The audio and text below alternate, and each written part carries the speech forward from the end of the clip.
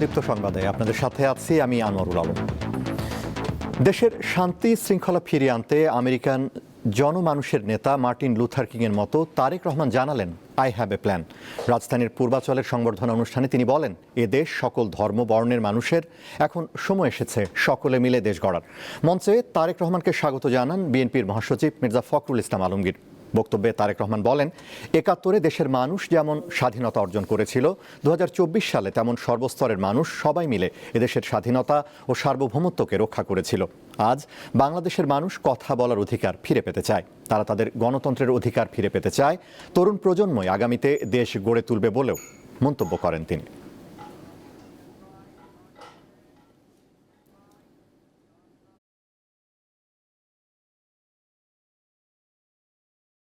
এই বাংলাদেশের মাটিতে দাঁড়িয়ে আপনাদের সকলের সামনে আমি বলতে চাই, বাংলাদেশ জাতীয়তাবাদী দলের একজন সদস্য হিসাবে আপনাদের সামনে আমি বলতে চাই, I have a plan for the people of my country, for my country. আজ এই পরিকল্পনা দেশের মানুষের স্বার্থে, দেশের উন্নয়নের জন্য, দেশের মানুষের ভাগ্যের পরিবর্তনের জন্য।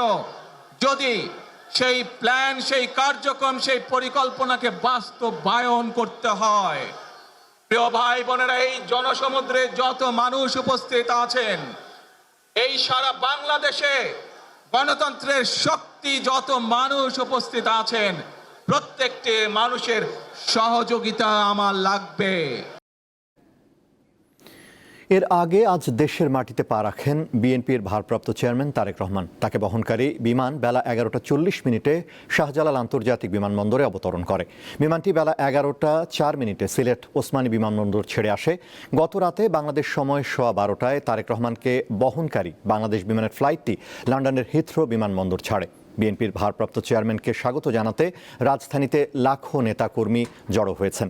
পূর্বাচলের ৩০০ ফিট সড়কে তাকে দেওয়া হয় সংবর্ধনা। ২০০৮ সালের ১১ সেপ্টেম্বর তারেক রহমান বাংলাদেশ থেকে লন্ডন যান।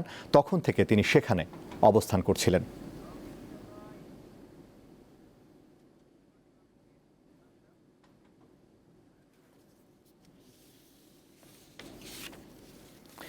দীর্ঘ ১৭ বছর পর তারেক রহমান দেশে ফেরায় উচ্ছ্বসিত দলের নেতাকর্মীরা। চলুন দেখে আসি তারা কি বলছেন। আমরা যারা বিএনপি করি, আমাদের স্বপ্ন ছিল আমরা তারেক রহমান সাহেবকে আমরা নিজ চোখে দেখবো। আজ দেখে মনে হচ্ছে বিএনপি করে আমাদের সার্থক। আজকাল সুন্দর মতো আসছে, আমরা দেখি খুব আনন্দ। এখন আমরা খুব আনন্দে যাচ্ছি আর কি।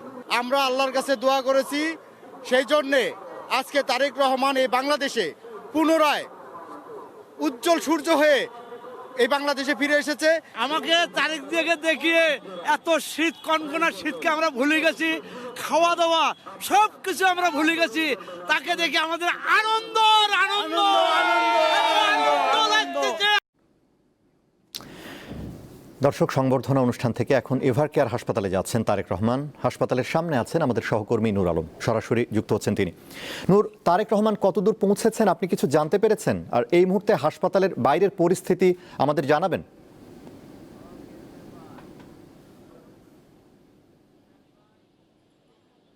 হ্যাঁ আনোয়ার, আপনি জানেন যে দীর্ঘ ১৭ বছর নির্বাসিত জীবন শেষে বিএনপির ভারপ্রাপ্ত চেয়ারম্যান জনাব তারেক রহমান এবার প্রথম তিনি আজকে বেলা 11টায় দেশের মাটিতে পা রেখেছেন এবং তারপরেই আমরা যেটা দেখেছি যে তার পায়ে যে জুতো ছিল সেটি খুলে কিন্তু দেশের মাটিকে তিনি কিন্তু স্পর্শ করেছেন এবং তারপরেই তার জন্য নিরাপত্তার জন্য যে বলয় সৃষ্টি করা হয়েছে এবং সেই বলয় অতিক্রম করিয়ে কিন্তু যে আপনি জানেন যে ৩ দিনের যে তার যে কর্মসূচি সেই অনুযায়ী আজকে প্রথম দিনে যে রাজধানীর যে ৩০০ ফিট রয়েছে সেই ৩০০ ফিট অস্থায়ী মঞ্চে কিন্তু তাকে একটি সংবর্ধনা দেওয়ার জন্যই কিন্তু তিনি সেই বাসে করে এবং সেখানে কিন্তু এসেছেন এবং সেখানে এসেই কিন্তু নেতাকর্মীদের উদ্দেশ্য করে কিন্তু তিনি বক্তব্য রেখেছেন, সংক্ষিপ্ত বক্তব্য। এবং সংক্ষিপ্ত বক্তব্যের পর আমরা যেটা দেখেছি যে জনাব তারেক রহমানের যে গাড়ি বহর রয়েছে সেটি কিন্তু রাজধানীর এভার কেয়ারের দিকে কিন্তু এখনো আসছে। আমি যে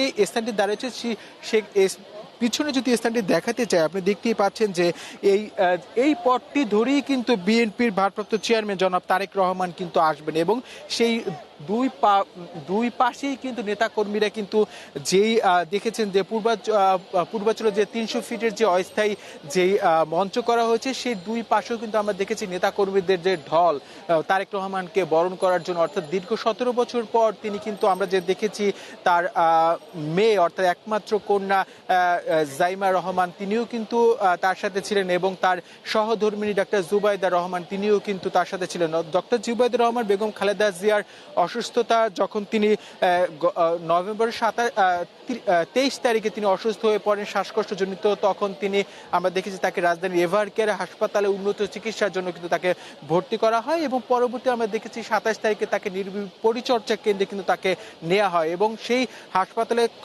তার বেগম খালেদা জিয়ার চিকিৎসা তদারকি করার জন্যই কিন্তু সেই শুধু লন্ডন থেকে বেগম খালেদা জিয়ার চিকিৎসার যে তদারকি বিষয় এবং বিদেশি, আপনি জানেন যে দেশি এবং বিদেশি ডাক্তারদের তত্ত্বাবধানে কিন্তু এখন পর্যন্ত বেগম খালেদা জিয়া কিন্তু এই রাজধানীর যে এভার কেয়ার হাসপাতাল রয়েছে বসুন্ধরা, সেই বসুন্ধরায় কিন্তু চিকিৎসা নিচ্ছেন। আজকে যে এই যা তাদের নেতাকর্মীরা আমার সাথে কথা বলছি, তারা নেতাকর্মীরা একটা বিষয় বলেছে, এই যে জনাব তারেক রহমানের আজকে যে প্রত্যাবর্তন বাংলাদেশে, এটি শুধু একজন নেতার আসলে প্রত্যাবর্তন নয়, এটি একটি সন্তানের ভালোবাসা এবং যে ফিরে আসার যে উচ্ছ্বাস, সেই উচ্ছ্বাস কিন্তু আমরা কিন্তু নেতাকর্মীদের মাঝে দেখেছি এবং এই এভার কেয়ারকে কেন্দ্র করে আমরা কিন্তু দেখেছি কয়েক স্তরে নিরাপত্তা ব্যবস্থা কিন্তু বলয় তৈরি করা হয়েছে। এখানে বিএনপির যে নিজস্ব যে নিরাপত্তা রয়েছে সিএসএফ এবং এসএসএফ, এখানে বাংলাদেশ পুলিশ কাজ করছে, তারপরে আমরা দেখেছি বিজিবি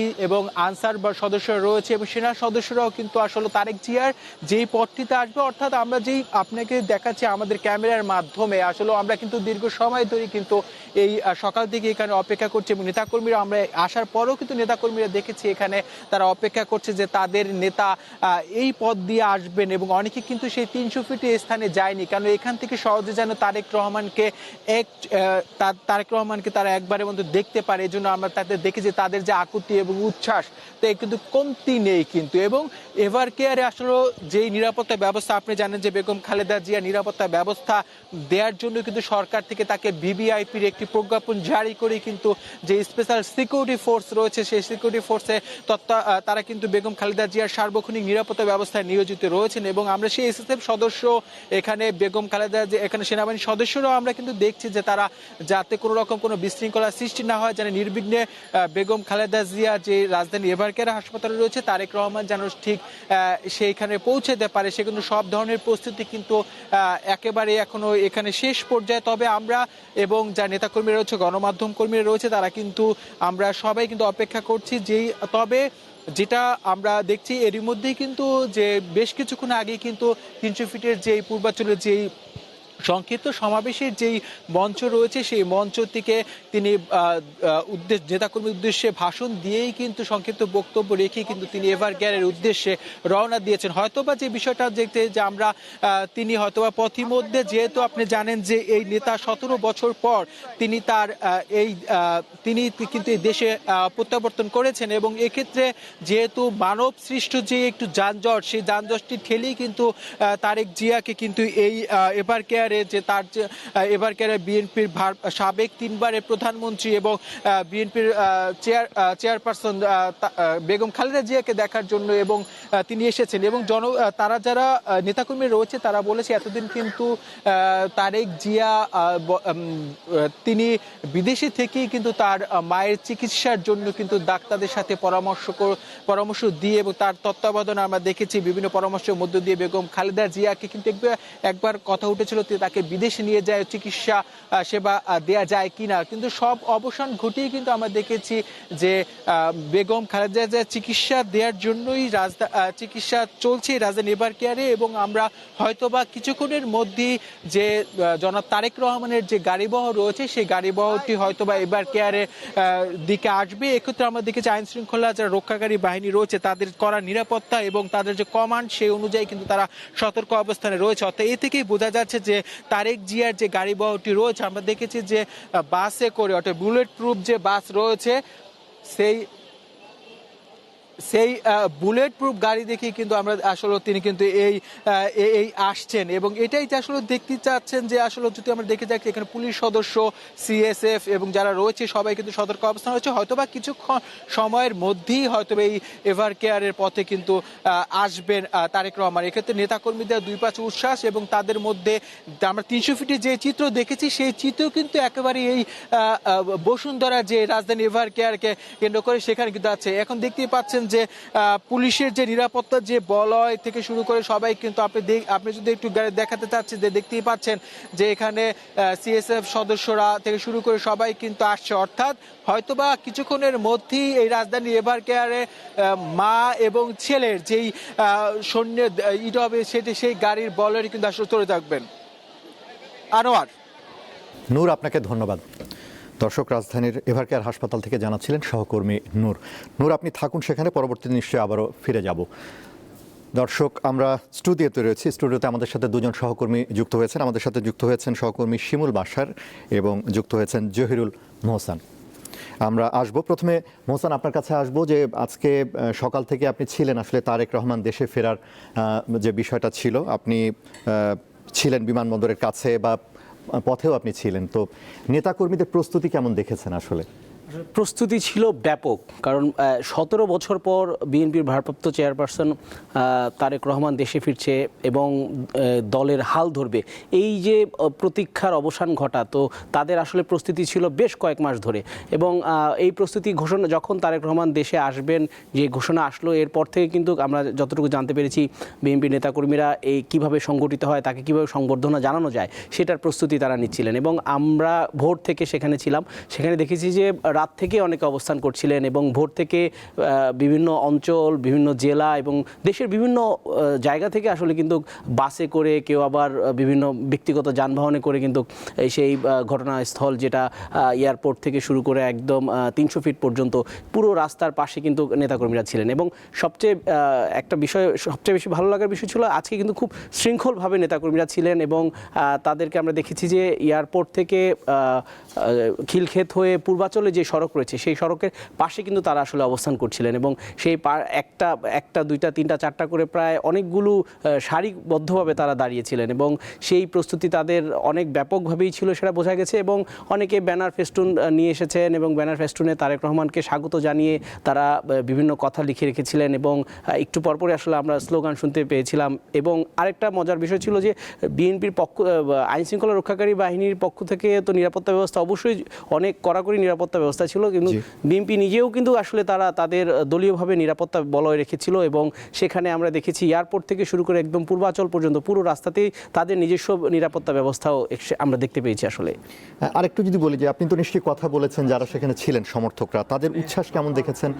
এর মাধ্যমে তারা যে তারেক যে ফিরছেন এর মাধ্যমে কি বার্তা পেল বা তারা কি বলছিলেন, আপনি কি বুঝলেন? আসলে এই উচ্ছ্বাসটা ছিল আরও ব্যাপক, কারণ অনেকেই সকাল থেকে, অনেকে মধ্যরাত থেকে, অনেকে আমরা ভোর থেকেও দেখেছি যে আসলে অপেক্ষমান ছিলেন। যখন তারেক রহমানের গাড়িবহর তাদের সামনে দিয়ে যায় আমরা দেখেছি অনেকের চোখে পানি চলে এসেছে, কারণ 17 বছর পর একজন নেতা দেশে ফিরেছেন এবং যাকে সবাই ভালোবাসেন, দলের নেতাকর্মীরা ভালোবাসেন, তাকে চোখের সামনে দেখতে পেয়ে তারা আবেগ আপ্লুত হয়ে যায়। তাদের উচ্ছ্বাস ছিল বাঁধ ভাঙা এবং সেই উচ্ছ্বাস আমরা দেখেছি যে তারেক রহমানের কাছাকাছি যাওয়ার চেষ্টা করেছিলেন অনেকে সড়কের পাশ থেকে, কিন্তু যদিও আইনশৃঙ্খলা রক্ষাকারী বাহিনীদের প্রচণ্ড নিরাপত্তা ব্যবস্থা ছিল এবং তাদের কারণে আসলে সামনে আসার সুযোগ হয়নি। তবে আমরা তারেক রহমানকে দেখার পরও নেতাকর্মীদের সাথে কথা বলেছি, তারা বলছিলেন যে আসলে এই চাওয়াটাই এতদিন তারা করেছিলেন যে তারেক রহমান যাতে দেশে ফিরে দলের হাল ধরেন এবং তাকে সামনাসামনি আসলে দেখেন। তো দেখার পরে আসলে তাদের উচ্ছ্বাস ছিল বাঁধভাঙা এবং এই উচ্ছ্বাস আসলে তাদের দলের কর্মকাণ্ডে আরও বেগবান করবে বলে তারা মনে করছে। আসলে জি, ধন্যবাদ। আমরা শিমুল বাশার আপনার কাছে আসি। এই যে দীর্ঘ 17 বছর পরে তারেক রহমান দেশে ফিরলেন, এতে বিএনপিতে আমরা যদি বলি যে দলীয়ভাবে তাদের কতটা গতি আসবে, কি মনে করেন আপনি? তারেক রহমান বিএনপির একজন কাণ্ডারি। যখন উনি বিদেশে যান তখন উনি নেতৃত্বের একটি পর্যায়ে ছিলেন এবং পরবর্তী সময়ে ভারপ্রাপ্ত চেয়ারম্যান হয়েছিলেন এবং সার্বক্ষণিক সময়ের জন্যই সবসময় দেশে যখন বড় কোনো অনুষ্ঠান হতো, বিএনপির রাজনৈতিক সভা অথবা সমাবেশ, তখন কিন্তু তিনি ভার্চুয়ালি কানেক্টেড হতেন। ফলে দেশের জনগণ রাজনীতি নিয়ে কি ভাবছে, দেশের গতিপথ কোন দিকে, সেটি কিন্তু তিনি খেয়াল রাখতেন এবং সে অনুযায়ী তাকে আমরা বক্তব্য দিতে দেখেছি। আজকে তিনি যখন এলেন, আসার মধ্য দিয়ে দেশের শুধুমাত্র জাতীয়তাবাদী দলের অভ্যন্তরে নয়, জাতীয়তাবাদী দলের অঙ্গ সংগঠন যারা ছিল তারা প্রত্যেকেই কিন্তু ব্যানার ফেস্টুন নিয়ে আজকে সড়কের দুপাশে এক নজর তারেক রহমানকে দেখার জন্য, ভবিষ্যৎ দেশের কাণ্ডারিকে দেখার জন্য তারা উপস্থিত হয়েছিলেন। আমাদের রিপোর্টাররা যারা মাঠে ছিলেন তারা দেখেছেন অনেকে তার ছোট কোলের বাচ্চা নিয়ে কিন্তু আজকে এসেছেন। ফলে শুধুমাত্র যে বিএনপির মধ্যেই প্রাণ সঞ্চার হয়েছে তা কিন্তু নয়, দেশের মানুষের মধ্যেই একটা প্রাণ সঞ্চার হয়েছে এবং দেশের মানুষ ধীরে ধীরে ধীরে তাদের মধ্যে যে নির্বাচন নিয়ে অনিশ্চয়তাটা ছিল সেটি কিন্তু তাদের মধ্যে কেটে গেছে আজকে তার এই দেশে আসার মধ্য দিয়ে। এবং আজকে আপনি যদি মঞ্চের দিকে খেয়াল করেন তাহলে দেখবেন যে মঞ্চে শুধুমাত্র স্থায়ী কমিটির যে সিনিয়র নেতৃবৃন্দ তারাই শুধু ছিলেন তা কিন্তু নয়, শরিক দলের নেতারাও কিন্তু সেখানে ছিলেন। মঞ্চে তিনি এসে যখন দুহাত প্রসারিত করলেন তখন কিন্তু এই পুরো পূর্বাচল এলাকা প্রকম্পিত হয়ে উঠেছিল। ফলে মানুষের মধ্যে যে প্রাণ সঞ্চার হয়েছে এবং নির্বাচন নিয়ে তাদের মধ্যকার যে অনিশ্চয়তা সেটা যে অনেকটা কেটে গিয়েছে সেটি কিন্তু আজকে আমরা তার যে সংবর্ধনা স্থল এবং মানুষের যে উচ্ছ্বাস তার মধ্য দিয়ে আমরা প্রমাণ পেয়েছি। তাহলে এটা রাজনীতিতে একটা নতুন বার্তা দিচ্ছে আপনি বলছেন? নিঃসন্দেহে রাজনীতিতে এটি নতুন বার্তা। একজন অন্যতম বৃহৎ একটি দলের ভারপ্রাপ্ত চেয়ারম্যান দীর্ঘদিন 17 বছর তিনি যখন বিদেশে চলে যান তখন যে শিশুটার জন্ম হয়েছিল, আজ 17 বছর পরে সেই শিশুটাই কিন্তু তার ভোটাধিকারটা প্রয়োগ করবে। ফলে অবশ্যই একটা উচ্ছ্বাস, মানুষের মধ্যে যে আনন্দ, মানুষের মধ্যে যে প্রাণ সঞ্চার সেটি লক্ষ্য করা যাচ্ছে। জি জি, অসংখ্য ধন্যবাদ। আর আরেকটা জিনিস একটু এখানে বলি যে আমরা যদি গণতন্ত্রের কথা বলি, আপনি জানেন যে 5ই আগস্টের পরে যে দেশের একটা তত্ত্বাবধায়ক সরকারের অধীনে আমরা রয়েছি, তো গণতন্ত্রের জন্য এটা কি একটা নতুন বার্তা কিনা আসলে, বা গণতন্ত্রের জন্য শুভ হবে কিনা এটা? দেখুন, গণতন্ত্রের বিষয়টা যদি আমরা খেয়াল করি তাহলে গণতন্ত্র আসলে কি? গণতন্ত্র মানুষ তার নিজের কথা বলবেন, নিজের মতামত দিবেন, তার ভোটাধিকার প্রয়োগ করবেন এবং ভোটাধিকার প্রয়োগ করতে গেলে তার তো অপশন লাগবে। বিভিন্ন রাজনৈতিক দলের অংশগ্রহণের মধ্য দিয়ে একটা শান্তিপূর্ণ সুশৃঙ্খল নির্বাচন হবে। সেই নির্বাচনের মধ্য দিয়ে দেশের মানুষের যে ম্যান্ডেট সেটি কোনো একটি রাজনৈতিক দল তারা পাবে। ফলে এই যে যখন একটা দেশের বৃহৎ রাজনৈতিক দলের সবচেয়ে ভারপ্রাপ্ত যিনি চেয়ারম্যান তিনি দেশে ফিরলেন, এই দেশে ফেরার মধ্য দিয়ে অন্যান্য যেসব রাজনৈতিক দল রয়েছে তাদেরকে নিয়ে এই কাজ করার অঙ্গীকারের কথা কিন্তু তিনি জানিয়েছেন। তিনি তার বক্তব্যে যখন বললেন মার্টিন লুথার কিংয়ের উদ্ধৃতি দিয়ে যে মার্টিন লুথার কিংয়ের যেমন ছিল আই হ্যাভ আ ড্রিম, তিনি কিন্তু বলেছেন আই হ্যাভ আ প্ল্যান, এবং সেই প্ল্যান বাস্তবায়নের জন্য শুধুমাত্র তার দলের নেতাকর্মী সহযোগিতা চাননি, তিনি সর্বস্তরের মানুষের সকলের সহযোগিতা চেয়েছেন এবং তরুণ প্রজন্মকে সেই তার দেশ গড়ার কাজে এগিয়ে আসার জন্য আজকে আহ্বান জানিয়েছেন। ফলে এটি শুধুমাত্র জাতীয়তাবাদী দল বা বিএনপির নিজেদের মধ্যেই যে প্রাণ সঞ্চার হয়েছে তা নয়, প্রত্যেকটি রাজনৈতিক দলের মধ্যেই আজকে একটি গতি এসেছে যে নিঃসন্দেহে যে নির্বাচন কমিশন তফসিল ঘোষণা করেছিল সেই তফসিল অনুযায়ী নির্বাচনটি হচ্ছে। ফলে দেশের মানুষের যে প্রস্তুতি আজকে তার দেশে ফেরার মধ্য দিয়ে সেই প্রস্তুতি একটা চূড়ান্ত রূপ পেল। জি, ধন্যবাদ সহকর্মী শিমুল বাশার এবং জহিরুল মোহসান। দর্শক, রাজধানীর এভারকেয়ার হাসপাতালে আছেন আমাদের সহকর্মী নূর। প্রথমেই চলে যাব তার কাছে।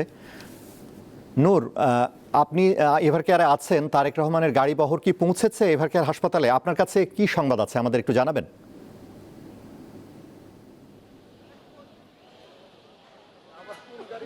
হ্যাঁ, আর আনোয়ারুল্লাহ, আপনি যে বিষয়টা আমরা সংবাদের আগেও যে ডিসকাশনে দেখেছিলাম সেই বিষয় ধরে দিতেই বলতে চাই যে জনাব তারেক রহমান কিন্তু তিনি এসেছেন, তার মেয়ে এসেছেন এবং তার সহধর্মিনী কিন্তু এসেছেন এই বাংলার মাটিতে আজকে পা রেখেছেন। এবং যে বিষয়টা বলতে চাইছি, তার যে মেয়ে জাইমা রহমান এবং জুবাইদা রহমান তারা কিন্তু সেই 300 ফিটের সমাবেশ স্থলে কিন্তু আসলে তারা যায়নি, সেখান থেকে ফিরোজায় গিয়েছেন এবং সেখান থেকে বিশ্রামের পর কিছুক্ষণ আগেই অর্থাৎ কিছুক্ষণ আগে তাদের যে গাড়িবহর অর্থাৎ জাইমা রহমান এবং জুবাইদা রহমানের সেই গাড়িবহরটি রাজধানী এভার কেয়ার হাসপাতালে প্রবেশ করেছে কিছুক্ষণ আগে এবং তবে তারেক রহমানের যে গাড়িবহর সেই গাড়িবহর কিন্তু এখনো এখানে আসেনি। কেন আপনি জানেন, যেটা আগেও বলেছি, যেহেতু সব অঙ্গ সংগঠন থেকে শুরু করে সবাই কিন্তু তারেক রহমানের দেখার জন্যই কিন্তু এই রাজধানীতে আমরা দেখেছি গতকালকে থেকে কিন্তু এই সমাবেশের স্থলে এসে জড়ো হয়েছেন এবং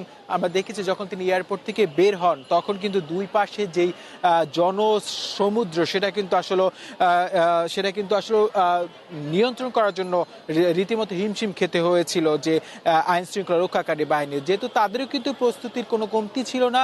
সব শেষেই কিন্তু আমরা দেখেছি যে তারেক রহমানের যে গাড়িবহর সেটা কিন্তু হয়তোবা প্রতিমধ্যে হয়তোবা কিছু সময়ের মধ্যে রাজধানী এভার কেয়ারে পৌঁছাবে। তবে যে বিষয়টি খুবই গুরুত্বপূর্ণ সেটা হচ্ছে কিছুক্ষণ আগে যে জাইমা রহমান এবং জুবাইদা রহমান কিন্তু প্রবেশ করেছে এই এভার কেয়ারে, অর্থাৎ এই দাদি এবং নাতনির যেই দেখা সেটা কিন্তু আসলে অনেক দিন পর। এর আগে আমরা দেখেছি যে বিমানবন্দরে জাইমা রহমান তার যে নানি রয়েছেন তার সাথে কিন্তু তিনি আমরা দেখেছি যে অনেক কুশলাদি বিনিময় করেছেন এবং কথা বলেছেন।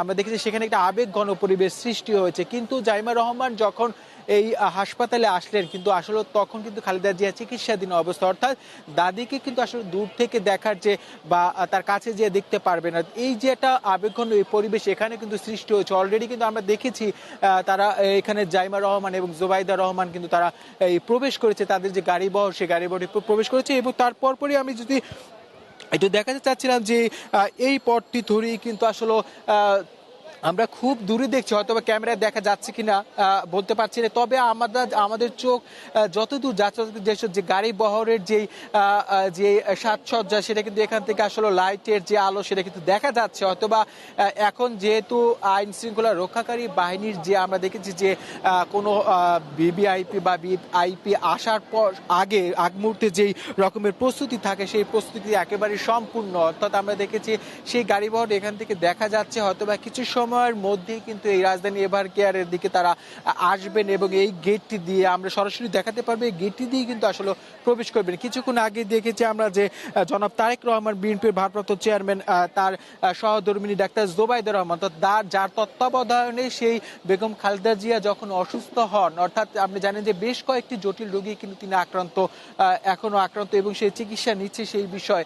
এবং এখানে যারা নেতাকর্মীরা রয়েছেন তারা বলছেন যে বেগম খালেদা জিয়া গণতন্ত্রের জন্য যে আপসহীন ভূমিকা রেখেছে তিনি সুস্থ হয়ে আবারও সেই ভূমিকা পালন করে তার জনাব তারেক রহমান এবং বেগম খালেদা জিয়া একত্রে এই জাতীয়তাবাদী দলকে আবারও পুনরুজ্জীবিত করে নতুনভাবে যে তারুণ্যের যে উদ্যম সেই উদ্যমে এগিয়ে যাবে। যেহেতু জানেন যে নির্বাচনের একটি আমেজ কিন্তু দেশে এরই মধ্যে ছড়িয়ে পড়েছে, বিভিন্ন প্রার্থীরা কিন্তু তাদের যে পছন্দের প্রার্থী সেই নমিনেশন কিন্তু তারা দিয়ে দিচ্ছে। এক্ষেত্রে আমরা দেখেছি বিএনপিও কিন্তু তার প্রার্থীদের কিন্তু বিভিন্ন জায়গায় এই যে নতুন একটি রাজনৈতিক যে সমীকরণ সেই সমীকরণ অনেকে বলছে তারেক রহমানের স্বদেশ প্রত্যাবর্তনের মধ্য দিয়ে রাজনীতির নতুন একটি প্রত্যাবর্তন। আমরা আরেকটা বিষয় জানিয়ে রাখতে চাই, যখন তারেক রহমান দেশে তার একমাত্র কন্যা এবং সহধর্মীকে নিয়ে যখন দেশে আসেন তখন কিন্তু আমরা দেখেছি বিভিন্ন রাজনৈতিক যে দলগুলো রয়েছে সেই দলের প্রধানরাও কিন্তু তাদেরকে সপরিবারে সুস্বাগতম জানিয়েছেন। অর্থাৎ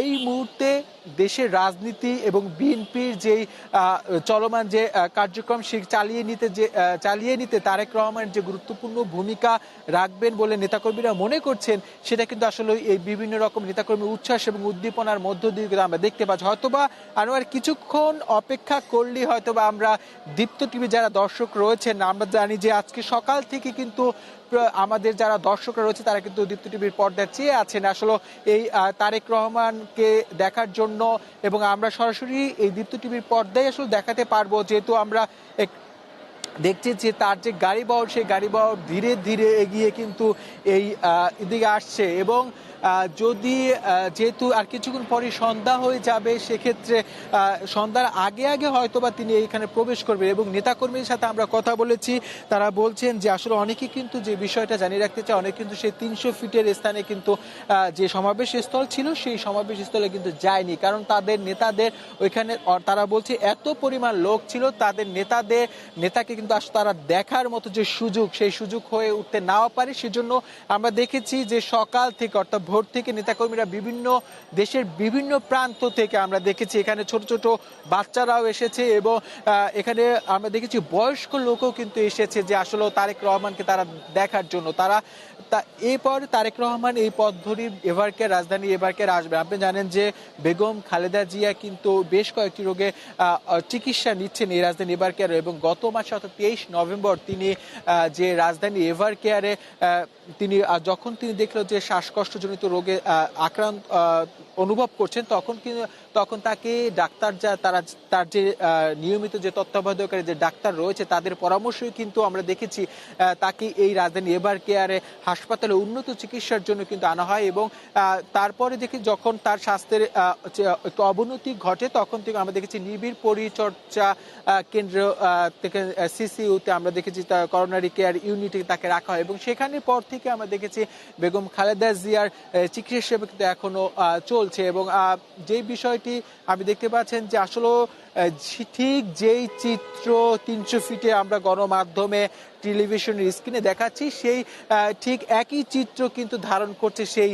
বসুন্ধরা আবাসিক যে এরিয়া রয়েছে সেই এরিয়াতে। অথবা আমরা যেই সারিতে রয়েছি সেই সারিতে যেহেতু নিরাপত্তা কর্মীর এই পথ দিয়ে জনাব তারেক রহমান রাজধানী এভার কেয়ার আসবেন এবং দীর্ঘ 17 বছরের পর অনেকে বলছে যে এই যে জনাব তারেক রহমানের যে আজকে দেশে বাংলাদেশের মাটিতে যে স্বদেশে যে প্রত্যাবর্তন এটি শুধুমাত্র কোনো রাজনৈতিক দলের নেতার দেশে ফিরে আসা না, এটা একজন সন্তানের ভালোবাসা এবং যেই অপেক্ষা মেশানোর যেই সময় সেই অপেক্ষা প্রহরের একটি আজকে শেষ দিন এবং এতে করে তিনি শুধুমাত্র একটা রাজনৈতিক নেতা নন, শুধুমাত্র রাজনৈতিক নেতা না, আজকে তিনি এখানে যে আসবেন একজন সন্তানের যে ভূমিকা এতে করে যে রাজনীতি ছাপিয়ে অর্থাৎ রাজনীতিতে শেষ কথা বলতে আছে যে কিছু নেই এর মধ্যেই হচ্ছে আসলে প্রমাণ অর্থাৎ এর মধ্য দিয়ে যে অনবদ্য এর মধ্য দিয়ে নতুন এক মমতার যে প্রতিচ্ছবি এটাই কিন্তু ফুটে উঠেছে এই বসুন্ধরার যে রাজপথ সেখানে।